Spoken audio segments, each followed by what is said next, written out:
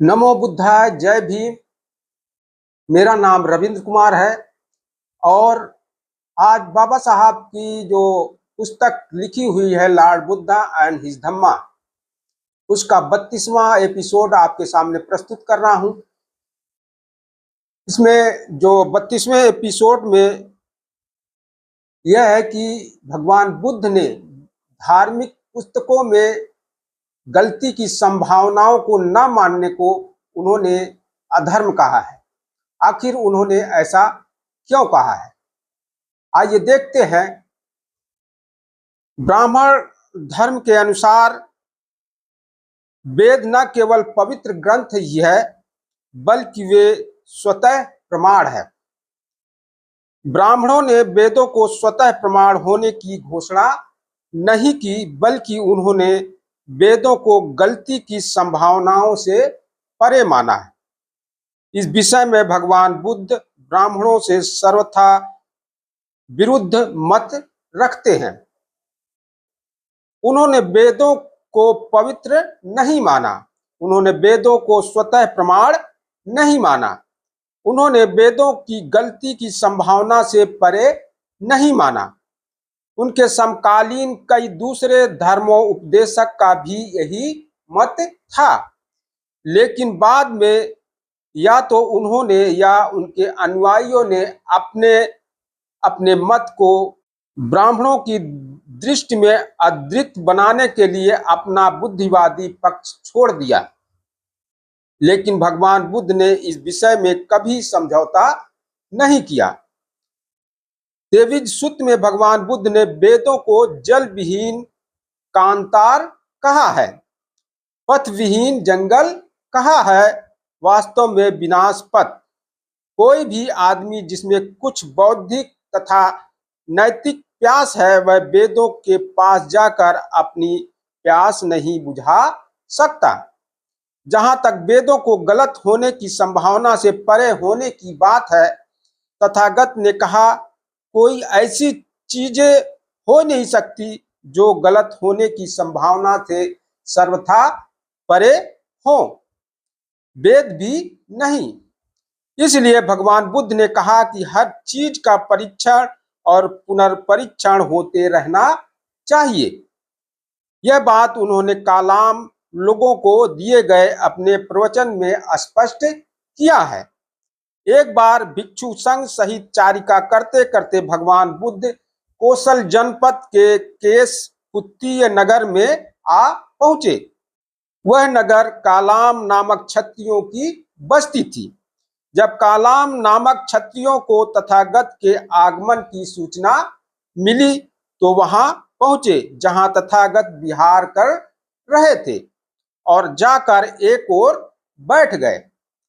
एक ओर बैठे हुए कालाम क्षत्रियों ने भगवान बुद्ध को इस प्रकार संबोधित किया, यानी उनसे प्रश्न किया, हे श्रमण गौतम, हमारे गांव में कुछ श्रमण ब्राह्मण आते हैं।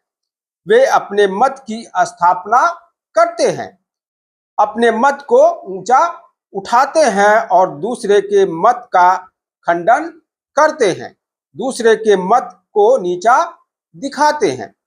इसी प्रकार दूसरे श्रमण ब्राह्मण आते हैं, वे भी अपने मत की स्थापना करते हैं, अपने मत को ऊंचा उठाते हैं और दूसरे के मत का खंडन करते हैं, दूसरे के मत को नीचा दिखाते हैं। इसलिए हे श्रमण गौतम, हम संदेह में पड़ जाते हैं कि इन श्रमण ब्राह्मणों में कौन सत्य बोल रहा है और कौन झूठ।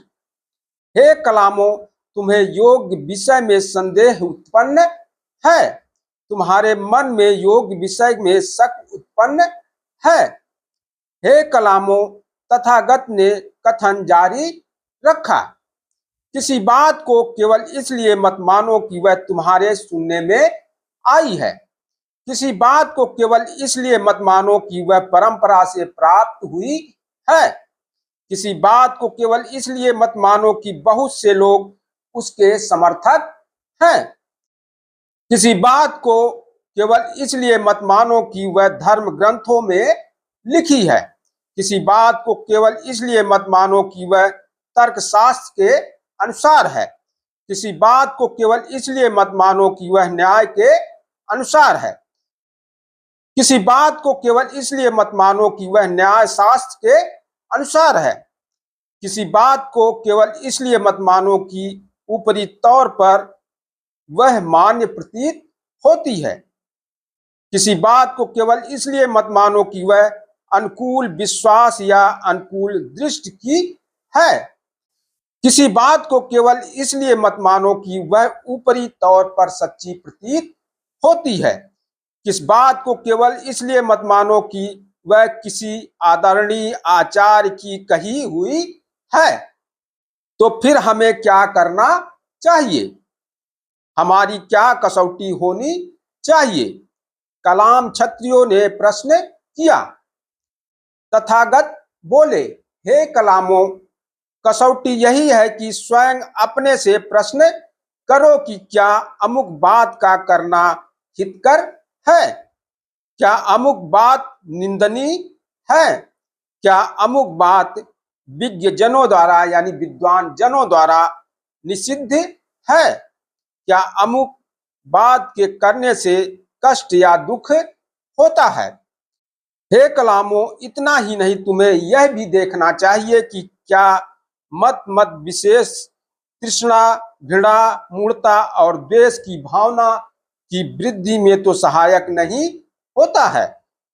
कहे कलामों, इतना ही नहीं, तुम्हें यह भी देखना चाहिए कि मत विशेष किसी को उसकी अपनी इंद्रियों का गुलाम तो नहीं बनाता, उसे हिंसा करने में प्रवृत्त तो नहीं करता, उसे चोरी करने की प्रेरणा तो नहीं देता, उसे कामभोग संबंधी मिथ्याचार में प्रवृत्त तो नहीं करता, उसे झूठ बोलने में प्रवृत्त तो नहीं करता, उसे दूसरों को वैसा ही करने की प्रेरणा देने में भी प्रवृत्त नहीं करता।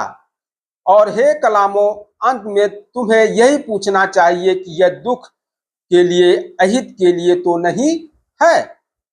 हे कलामों, अब तुम क्या सोचते हो? इन बातों के करने में आदमी का अहित है या हित है? भंते अहित है।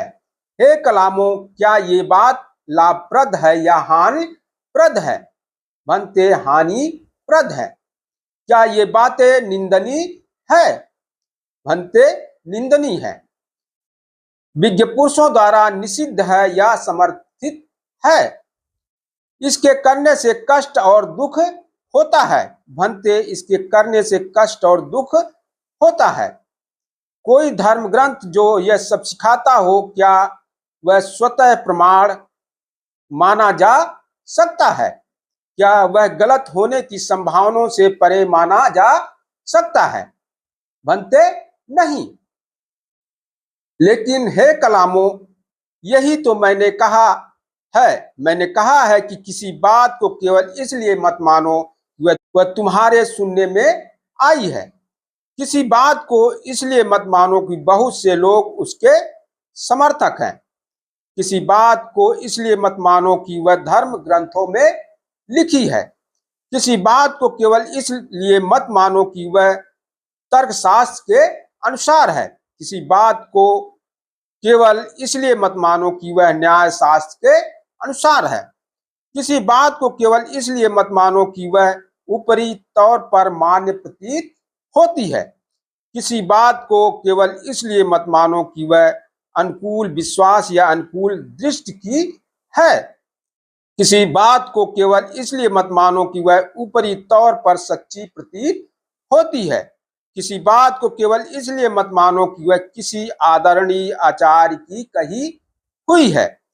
केवल जब तुम आत्म अनुभव से ही यह जानो कि ये बातें अहितकर हैं, ये बातें निंदनीय हैं, ये बातें विज्ञ पुरुषों द्वारा निषिद्ध हैं, ये बातें करने से कष्ट होता है, दुख होता है, हे कलामों, तब तुम्हें उनका त्याग कर देना चाहिए। जो कलाम क्षत्रिय थे वह कहते हैं, भंते अद्भुत हैं। हे गौतम, अद्भुत हैं। हम आपकी, आपके धर्म की और संग की शरण ग्रहण करते हैं। आज से प्राण रहने तक भगवान हमें अपना शरणागत उपासक जाने। इस दलील का सार स्पष्ट है कि किसी आदमी की शिक्षा को प्रमाणित स्वीकार करते समय इस बात का विचार मत करो कि वह किसी ग्रंथ में लिखी हुई है। इस बात का विचार मत करो कि वह तर्कशास्त्र अनुकूल है। इस बात का विचार मत करो कि वह ऊपरी दृष्टि से मान्य प्रतीत होती है। इस बात का विचार मत करो कि वह अनुकूल विश्वास या अनुकूल दृष्टि की है। इस बात का विचार मत करो कि वह ऊपरी दृष्टि से सच्ची प्रतीत होती है, तथा इस बात का विचार न करो कि वह किसी आदरणीय आचार्य की कही हुई प्रतीत होती है।